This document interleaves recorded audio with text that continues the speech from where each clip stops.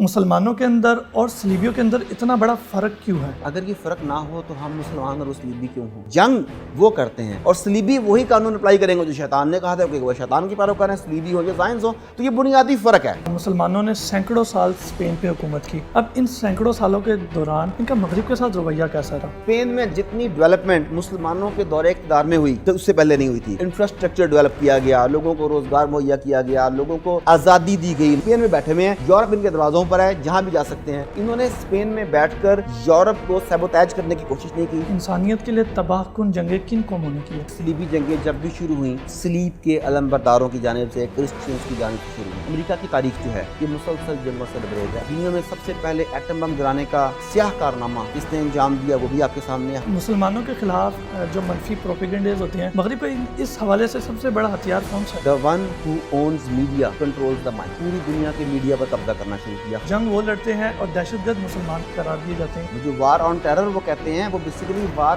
On terror نہیں تھی، war of terror تھی۔ بش نے خود اپنے منہ سے کہا تھا کہ دیز آر کروسیڈز۔ اپنے بھی یہاں پہ آ کے جب ان کا نام سنتے تو انہیں پتہ نہیں کیوں آگ لگ جاتی ہے۔ یہ بھی وہی نظریاتی جنگ ہے جس کے میں پہلے اشارہ کر چکا ہوں کہ ہمیں اپنے نظریات کی حفاظت کی ضرورت ہے۔ سلطان فاتح بھی ہمارا ہیرو ہے، محمد بن قاسم بھی ہمارا ہیرو ہے، سلطان محمود غزنوی بھی ہمارا ہیرو ہے، سلطان صلاح الدین ایوبی بھی ہمارا ہیرو ہے۔ السلام علیکم ناظرین، میں ہوں آپ کا میزبان مجیب الرحمان اور آپ دیکھ رہے ہیں ڈیئر ٹو ٹاک۔ ناظرین، حال ہی میں جس طرح افغانستان میں طالبان نے صلیبی قوتوں کو شکست دی، نہ صرف صلیبی قوتوں کو شکست دی بلکہ صلیبیوں کو معاف بھی کیا، ان کے معاونین کو بھی معاف کیا اور اپنے صفوں کے اندر موجود غداروں کو بھی معاف کیا۔ اس تمام عمل نے پوری دنیا کو ورطہ حیرت میں ڈال دیا، جبکہ دوسری جانب صلیبیوں نے پوری دنیا میں جہاں جہاں قبضے کیے اور پھر ان مفتوحین کے ساتھ جو عمل کیے وہ پوری دنیا سے ڈھکے چھپے نہیں۔ اگر ہم معمر قذافی کی بات کریں یا صدام حسین کی بات کریں، جس طرح سے انہیں تختہ دار پر لٹکایا گیا اور جس دن انہیں تختہ دار پر لٹکایا گیا، یہ کسی سانحے سے کم نہیں۔ آخر ان دونوں میں اتنا فرق کیوں ہے، اسی حوالے سے بات کریں گے ڈاکٹر عارف صدیقی صاحب سے۔ سر السلام علیکم۔ وعلیکم السلام۔ سر، یہ مسلمانوں کے اندر اور صلیبیوں کے اندر اتنا بڑا فرق کیوں ہے؟ اگر یہ فرق نہ ہو تو ہم مسلمان اور صلیبی کیوں ہوں؟ ایک بڑی اہم بات یہ ہے۔ ایک بات سمجھیے گا، میں کئی پروگرامز میں یہ بات کہہ چکا ہوں، کئی تھنک ٹینکس میں یہ بات کہہ چکا ہوں کہ مسلمان نہ تو جنگ کرتے ہیں، نہ جنگ جیتتے ہیں، نہ مسلمانوں نے آج تک کوئی جنگ جیتی ہے۔ بالکل ٹھیک۔ اب یہ بات سن کے وہ حیران ہوتے ہیں کہ مسلمانوں نے کوئی جنگ نہیں جیتی، کیا مطلب؟ تو میں نے کہتا ہوں دیکھیں، جنگ وہ کرتے ہیں، ہم جہاد کرتے ہیں۔ جنگ اور جہاد میں زمین و آسمان کا فرق ہے۔ زمین و آسمان کا فرق اس لیے ہے کہ وہ ان کے محاورے ہیں۔ وہ کہتے ہیں ایوری تھنگ از فیئر ان وار۔ وہ کہتے ہیں جنگ میں ہر چیز جائز ہوتی ہے۔ بالکل ٹھیک۔ جب وہ کہتے ہیں جنگ میں ہر چیز جائز ہوتی ہے تو اس میں بچوں کو، عورتوں کو، بوڑھوں کو مارنا بھی جائز ہے، کیا کہنا چاہیے، معصوموں کو مارنا بھی جائز ہے، غیر حربی افراد کو مارنا بھی جائز ہے، بلڈنگ کو، انفراسٹرکچر کو تباہ کرنا، فصلوں کو تباہ کرنا، جانوروں کو مار دینا، وہ سب کچھ اس کے اندر جائز ہے، کیونکہ وہ کہتے ہیں ایوری تھنگ از فیئر ان وار۔ یہ ان کا اصول ہے۔ مسلمان جب میدان جہاد میں اترتے ہیں تو اللہ اور رسول کے بتائے ہوئے احکامات کے مطابق اترتے ہیں۔ وہ ذرا سا بھی ڈیویٹ کرتے تو جہاد نہیں رہتا۔ بالکل۔ تو جہاد میں ایوری تھنگ فیئر نہیں ہوتی، اس میں آپ غیر حربی عورتوں کو، بوڑھوں کو ہاتھ بھی نہیں لگاتے، آپ فصلوں کو، پانی کو عام طور پہ تباہ کرنے سے گریز کرتے ہیں، اگر دشمن آپ سے امان مانگے تو آپ اسے امان بھی دیتے ہیں۔ ہم کرتے ہیں جہاد۔ جہاد اللہ رب العزت کے بتائے ہوئے اور رسول پاک صلی اللہ علیہ وآلہ وسلم کے کر کے دکھائے ہوئے اصولوں کے مطابق ہوتا ہے۔ اس میں اگر جان جاتی ہے تو آپ شہید ہیں، بچ کے آتے ہیں تو آپ غازی ہیں، کیونکہ وہ اللہ کی رضا کے لیے ہوتا ہے، وہ مال و دولت کے لیے نہیں ہوتا، وہ کشور کشائی کے لیے نہیں ہوتا، وہ اقتدار کی طمع کے لیے نہیں ہوتا۔ لیکن جنگ ان سب چیزوں کے لیے ہوتی ہے۔ تو جب آپ اللہ کی رضا کے لیے میدان میں اتریں گے تو وہی قانون اپلائی کریں گے جو اللہ نے کہا تھا، اور صلیبی وہی قانون اپلائی کریں گے جو شیطان نے کہا تھا، کہ وہ شیطان کی پیروکار ہیں، صلیبی ہو یا زائنس ہو۔ تو یہ بنیادی فرق ہے۔ تو اگر کوئی بندہ بھی دعویٰ کرتا ہے کہ میں جہاد کر رہا ہوں اور وہ اللہ کے اصولوں سے ڈیویٹ کر رہا ہے، جہاد کے بنیادی اصول جو اللہ رب العزت نے دیے ان پہ عمل نہیں کر رہا، تو آپ سمجھ لیں کہ وہ بھی جہاد نہیں کر رہا، جنگ ہی کر رہا ہے۔ ڈاکٹر صاحب، مسلمانوں نے سینکڑوں سال اسپین پہ حکومت کی، اب ان سینکڑوں سالوں کے دوران ان کا مغرب کے ساتھ رویہ کیسا رہا؟ دیکھیے، سب سے پہلے تو اسپین سے سٹارٹ کر لیں۔ اسپین میں جتنی ڈیولپمنٹ مسلمانوں کے دور اقتدار میں ہوئی وہ نہیں کہیں اس سے پہلے نہیں ہوئی تھی۔ انفراسٹرکچر ڈیولپ کیا گیا، لوگوں کو روزگار مہیا کیا گیا، لوگوں کو آزادی دی گئی، مذہب کی آزادی دی گئی، شخصی آزادی دی گئی، شہری آزادی دی گئی، دوسرے علاقوں سے لوگوں کو وہاں آ کے کاروبار کرنے کے اور یہاں کے لوگوں کو دوسری جگہ جا کے کاروبار کرنے کے مواقع فراہم کیے گئے. اسپین کو انہوں نے ایک جدید ترین متمول ایک امیر شہر بنا دیا, ملک بنا دیا. اس کے بعد آپ دیکھیں کہ اسپین کے یہ دروازے, اسپین میں بیٹھے ہوئے ہیں, یورپ ان کے دروازوں پر ہے, جہاں بھی جا سکتے ہیں. انہوں نے اسپین میں بیٹھ کر یورپ کو سیبوتیج کرنے کی کوشش نہیں کی, انہوں نے وہاں بیٹھ کر یورپ کے اندر دخل اندازی کی کوشش نہیں کی, یورپ کی حکومتوں کو گرانے کی کوشش نہیں کی, یورپ کے اندر پھوٹ ڈلوانے کی کوشش نہیں کی. انہوں نے اپنا وہاں پہ مقام رکھا. جبکہ یہ لوگ, یہ سلیبی ہوں یا زائنز ہوں, یہ جب بھی کسی جگہ پر جاتے ہیں تو نہ صرف وہاں بلکہ آس پاس اپنی ریشہ دوانیاں کرتے ہیں اور اپنے جو ان کے دائرہ اقتدار میں جو ممالک یا خطہ ہوتا ہے اسے بڑھانے کی کوشش کرتے ہیں, آس پاس کے لوگوں کو لڑاتے ہیں. اور برٹنز کی تو معروف وہ جنگی حکمت عملی ہے, ڈیوائڈ اینڈ رول.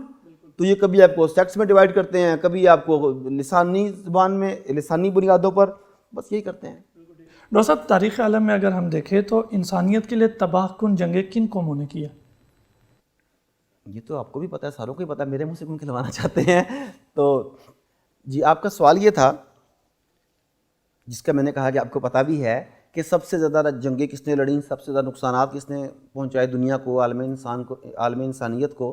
تو اب دیکھیں کہ صلیبی جنگیں جب بھی شروع ہوئیں وہ صلیب کے علمبرداروں کی جانب سے, کرسچنز کی جانب سے شروع ہوئیں, اور اس میں لاکھوں لوگ, لاکھوں میں نہیں ملینز آف پیپل مارے گئے. صلیبیوں نے اپنے سامنے آنے والے ہر مرد, عورت, بچے کو تہہ تیگ کرنا اپنا فرض جانا, جبکہ مسلمانوں نے جہاد کے اصولوں کے مطابق حربی افراد کو مارا, باقی کو کچھ نہیں کہا. اس کے بعد اگر آپ دیکھیں تو امریکہ کی تاریخ جو ہے لگ بھگ 200 سالہ تاریخ ہے, یہ مسلسل جنگوں سے لبریز ہے. امریکہ کی 200 سالہ تاریخ میں شاید 20 سال بھی مسلسل ایسے نہ ہوں جس میں امریکہ کسی نہ کسی جگہ پر جنگ میں انوالو نہ ہو. اس کے بعد اب دونوں جنگ عظیم دیکھ لیں جو لڑی گئی ہیں ریسنٹلی گزشتہ صدی میں, یہ دونوں کس نے شروع کی, اس میں تباہ کاری کس نے کی, وہ بھی آپ کے سامنے ہے. دنیا میں سب سے پہلے ایٹم بم گرانے کا سیاہ کارنامہ کس نے انجام دیا, وہ بھی آپ کے سامنے ہے. حالانکہ ایٹم بم گرائے بغیر بھی جنگ اپنے منطقی نتیجے پر پہنچ چکی تھی, مگر امریکہ کو اپنے طاقت کا, اپنے افریت ہونے کا, اپنے بیسٹ ہونے کا دنیا کو احساس دلانا مقصود تھا. اس کے لیے ہیروشیما اور ناگاساکی کو پوری دنیا کے لیے ایک ایگزامپل کے طور پہ بنا دیا گیا. یہاں سے افغانستان میں جو کچھ انہوں نے کیا, آپ دیکھیں کہ ایٹم بم جو ہیروشیما اور ناگاساکی پر گرایا گیا وہ بہت چھوٹے تھے, جبکہ یہاں پر جتنے ٹن بارود گرایا گیا, ڈیزی کٹر بم جو زمین کی تہہ میں جا کر پھٹتے ہیں وہ کرائے گئے, B-52 بمبنگ طیاروں کے ساتھ جو کچھ کیا گیا, گوانتانامو بے میں جو کچھ کیا گیا, ابو غریب جیل میں جو کچھ کیا گیا, میں کہتا ہوں کہ اگر شیطان بھی ہو تو شیطان بھی شرما جائے. بالکل ایسا ہی ہے. شاید شیطان اپنے لیسنز پینٹاگون سے لیتا ہے, مجھے تو یہ لگتا ہے. میں ایسی سفاکیت آپ نے فرعون کے دور میں بھی نہیں دیکھی ہوگی. تو یہ جو اپنے آپ کو مہذب دنیا کہتے ہیں, یہ جو بنیادی حقوق کا نعرہ لگاتے ہیں, یہ لوگ جو سول رائٹس کی بات کرتے ہیں, در حقیقت ان سب کو وائلیٹ کرنے والے یہی لوگ ہیں. بالکل ٹھیک. ڈاکٹر صاحب, مسلمانوں کے خلاف جو منفی پروپیگنڈیز ہوتے ہیں مغرب کا, اس حوالے سے سب سے بڑا ہتھیار کون سا ہے؟ دیکھیں, مغرب نے بہت عرصہ پہلے اس بات کو جان لیا تھا کہ the one who owns media controls the minds. وہ جو میڈیا کو کنٹرول کرتا ہے وہ مائنڈز کو کنٹرول کرتا ہے. تو انہوں نے سب سے پہلے تو یہ کیا کہ آہستہ آہستہ پوری دنیا کے میڈیا پر قبضہ کرنا شروع کیا, خواہ وہ پرنٹ میڈیا ہو, خواہ وہ الیکٹرانک میڈیا ہو, خواہ وہ سوشل میڈیا ہو, کسی بھی طرز کا میڈیم جس کے ذریعے اپنا پیغام آپ لوگوں تک پہنچا سکتے ہیں, انہوں نے اس کا قبضہ کرنا شروع کیا, اس کے اوپر اسے بہترین طریقے سے استعمال کرنا شروع کیا. اور ہماری کمی ہے, ہماری غفلت ہے کہ ہم بہت دیر سے جاگے. آپ اگر ہمارے پڑوس میں طالبان کو ہی دیکھ لیں تو ان کی جو گزشتہ حکومت تھی اس میں تصویر بنانا, کیمرے کا استعمال کرنا جرم سمجھا جاتا تھا, وہ لوگ اسے بالکل استعمال نہیں کرتے تھے. پھر لگ بھگ ایک ڈیکڈ کے بعد انہیں اس بات کا اندازہ ہوا کہ اس وقت جنگ جو ہے وہ گنز اور بارود کی بجائے کیمرے اور مائک کے ذریعے لڑی جا رہی ہے. پھر انہوں نے کیمرے اور مائک کا آہستہ آہستہ استعمال کرنا شروع کیا, اور نتیجتاً انہوں نے دنیا کو اپنا اصل چہرہ دکھانا شروع کیا. جب دنیا نے اصل چہرہ دیکھا تو انہیں پتہ لگا کہ یہ بیسٹ نہیں ہے, یہ تو مہذب لوگ ہیں, بیسٹ تو امریکہ ہے. تو اب آپ اگر میڈیا کی میں بات کر رہا تھا, آپ دیکھ لیں کہ دنیا میں جتنی بھی نیوز ایجنسیز ہیں جن سے پاکستانی چینلز بھی اور پوری دنیا کے چینلز خبریں لیتے ہیں, نیوز ایجنسیز جو ہیں وہ تمام کی تمام نیوز ایجنسیز زائنس کی ملکیت ہیں, ایک بھی مسلمانوں کے پاس نہیں ہے. دنیا کے جتنے بڑے چینلز ہیں وہ ان کی ملکیت ہیں. دنیا کی جتنی بڑی فلم انڈسٹری ہے, اب ٹاپ کے دو نام لے رہے ہیں تو ایک ہالی ووڈ اور ایک بالی ووڈ ہے. بالی ووڈ پہ زائنس کا قبضہ ہے اور ہالی ووڈ کے اوپر آپ کا انڈائریکٹلی زائنس, لیکن فرنٹ کے اوپر انہوں نے ہندو کو رکھا ہوا ہے. یہ دونوں مسلمانوں کے خلاف ہیں. آپ دیکھ لیں انڈین ہر فلم جو ہے اس میں کسی نہ کسی طریقے سے انہوں نے پاکستان کو یا اسلام کو ڈی گریڈ کر کے دکھایا ہوگا. اور بعض اوقات وہ اتنے شوگر کوٹڈ فکرے استعمال کرتے ہیں کہ لوگ کہتے ہیں واہ واہ یار یہ تو اچھی بات کر رہے ہیں کہ وہ جناب ایک ہندو مسلمان کو سینے سے لگا رہا ہے اور وہ بتا رہا ہے کہ یہ جو بیچ میں لائن کھینچی گئی ہے ہمارے پرکھوں نے کھینچ دی تھی یہ تو غلط ہے, ہم تو محبت کرنے والے ہیں, آؤ ایک ہو جاؤ. وہ بیسیکلی وہ زہر کو شوگر کوٹ کر کے ہمارے جوانوں کے اندر انہیں ڈالنا چاہ رہے ہوتے ہیں, کیونکہ ہمیں ان کے اعمال بھی تو نظر آ رہے ہوتے ہیں. احمد آباد نظر آتا ہے ہمیں, گجرات ہمیں نظر آتا ہے, کشمیر ہمیں نظر آتا ہے, ممبئی ہمیں نظر آتا ہے. ہم کیسے بھول سکتے ہو ساری قتل و غارت گری کو. اسی طریقے سے اگر آپ ہالی ووڈ کو دیکھیں تو اس میں آپ دیکھ لیں کہ موسٹلی ان میں سے اکثر فلموں میں ہیرو جو ہے وہ آپ کو ایک آنکھ والا دکھایا جائے گا. اس میں کوئی نہ کوئی وجہ ہے جو دکھایا جاتا ہے. آپ کوئی سی رینڈملی 10 انگلش فلمیں نکال لیں, آپ کو آدھی سے زیادہ میں ہیرو یا ولن, موسٹلی ہیرو, اس کی باڈی کے اوپر سلیپ نظر آئے گی, یا اس نے ٹیٹو کی شکل میں بنوائی ہوگی, یا اس نے سلیپ گلے میں پہنی ہوگی. آپ یہ ممکن ہی نہیں ہے کہ آپ 10 رینڈملی کوئی سی فلمیں چنیں اور آپ کو آدھی سے زیادہ میں آپ کو اس میں سلیپ نظر نہ آئے. جبکہ آپ اپنی فلمیں دیکھیں آپ کو مسجد نہیں نظر آئے گی, آپ کو اذان نظر نہیں آئے گی. کیوں نظر نہیں آئے گی؟ کہ یار مذہبی شدت پسندی کا لیبل نہ لگ جائے ہمارے اوپر. تو آپ تو یہ کر رہے ہیں, مجھے انڈیا کی کوئی ایک فلم دکھا دیں جس میں مندر نہیں دکھایا گیا. کوئی ایک فلم دکھا دیں مندر کے بغیر, کوئی نہیں دکھا سکتے, آپ نہیں دکھا سکتے. اسی طرح انگریزی فلم آپ سلیپ کے بغیر نہیں دکھا سکتے. تو انہوں نے اس طرح سے قبضہ کیا. پھر انہوں نے پروپیگنڈا جو کرنا شروع کیا, اس پروپیگنڈے کے مطابق آپ دیکھیں کہ مسلمان عورتوں کو جتنی فلمیں ہیں, مسلمان عورتوں کو دکھایا گیا کہ دبی ہوئی ہیں, پسی ہوئی ہیں, ان پہ ظلم و ستم ہوتا ہے. عربوں کی خواتین کو دکھایا گیا وہ بیلی ڈانس کرتی ہیں, وہ نیم ادرنگا لباس, عرب یاش, اور یہ سارا کچھ دکھا کے مسلمانوں کا امیج خراب کرنے کی کوشش کی گئی. مسلمان مردوں کو جنگجو, وحشی, ظالم, وہ الجھی ہوئی داڑھی اور خوفناک قسم کی آنکھیں, وہ حلیہ ایسا دکھایا گیا جو کسی جنگلی کا ہوتا ہے. اس کے ذریعے بھی انہوں نے ان کے مائنڈ سیٹ کیے کہ مسلمان مرد ایسے ہوتے ہیں, مسلمان عورتیں ایسی ہوتی ہیں, اور دنیا اس سے خوفزدہ ہو گئی. تو میں یہ کہنا چاہ رہا ہوں کہ پوری دنیا میں جہاں کہیں بھی دیکھا جائے تو مغرب جو ہے ہمیشہ دہشت گردی کرتا رہا. آپ نے امریکہ کی بات کی کہ 200 سالوں کی تاریخ میں 20 سال بھی ایسے نہیں کہ اس نے کہیں جنگ نہ لڑی ہو, لیکن اس کے باوجود جنگ وہ لڑتے ہیں اور دہشت گرد مسلمان قرار دیے جاتے ہیں. یہ کیا بات ہے؟ اچھا, یہ ایک بات ہوگی کہ جنگ وہ لڑتے ہیں, دہشت گرد مسلمان قرار پاتے ہیں, اور مزے کی بات ہے کہ مسلمان دہشت گرد قرار پا کر دہشت گردی کا شکار ہوتے ہیں. بالکل ایسا ہی ہے. وہ جو وار آن ٹیرر وہ کہتے ہیں, وہ بیسیکلی وار آن ٹیرر نہیں تھی, وار آف ٹیرر تھی. دہشت گردی کے خلاف جنگ نہیں تھی, وہ دہشت گردوں کی جنگ تھی مسلمانوں کے خلاف. اور مزے کی بات ہے کہ وہ بش نے خود اپنے منہ سے کہا تھا کہ دیز آر کروسیڈز. کروسیڈ کہتے ہی صلیبی جنگ کو ہیں. تو اگر ابھی بھی آپ اس بات کو نہیں مانتے تو کون مانے گا؟ اصل میں انہوں نے نا جب میڈیا پر قبضہ کیا, جیسے میں بریک سے پہلے آپ کو بتا رہا تھا, تو میڈیا کے ذریعے ذہنوں پر قبضہ کیا. انہوں نے ایسے تھنک ٹینکس بنائے. وہ تھنک ٹینکس پہلے رائے ماہ ہموار کرتے ہیں, وہ بتاتے ہیں کہ اس ملک کے لوگ اچھے نہیں ہیں, اس ملک کے لوگ دہشت گرد ہیں, یہاں پہ ہتھیار ہیں. ہتھیار سے یاد آ گیا, عراق والا معاملہ دیکھیں, انہوں نے پورا پروپیگنڈا کیا کہ اس کے پاس جناب کیمیائی ہتھیار ہیں, وہ پوری دنیا کو تباہ کر سکتے ہیں. اس کے بعد حملہ کیا, ملینز آف لوگوں کو مار دیا گیا, انفراسٹرکچر تباہ ہو گیا, صدام حسین کو انہوں نے تختہ دار پر لٹکا دیا.